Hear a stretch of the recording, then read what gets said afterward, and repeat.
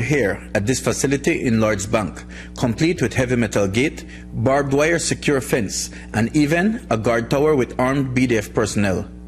No weapons are stored here, but at around 1:30 this morning, a patrol determined that security had been breached and 2 containers of ammunition being held for the U.S. Army in training had disappeared. One of our security patrol discovered the breach of one of our holding cell for some ammunition.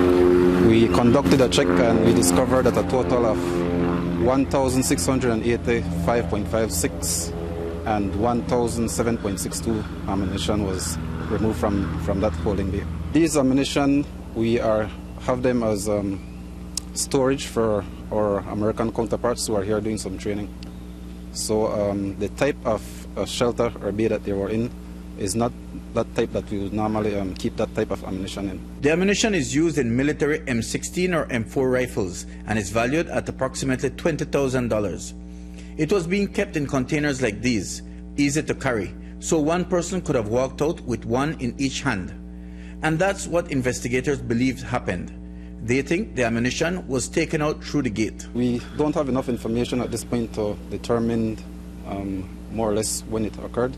The last time we did a check and 100% accountability was on the 7th of December. But we have a series of systems and policies in place to prevent these type of incident.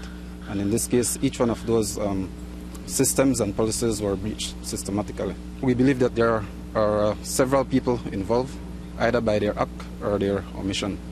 And in terms of the security procedures we have in place here, we have armed guards that conduct patrols on a routine basis at a minimum of 30 minutes interval. The ammunition was kept separately from that used by the BDF in a low security bay, basically just to shelter it from the elements. But that's no consolation to Lieutenant Colonel Raymond Shepard, and they are treating the situation with some urgency. The black eye is something that the BDF certainly does not need. The first step is to put measures in place to first re-establish the systems that we have, those that were breached, and there are some things that we could do immediately and some that have already been done. So we'll put those back in place first, and then we'll do a check of what further we could do to prevent this type of incident from reoccurring.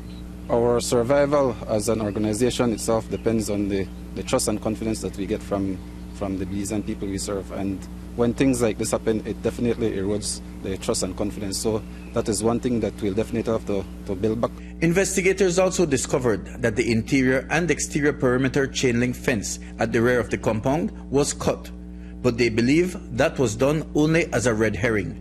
Mike Rodon for News 5.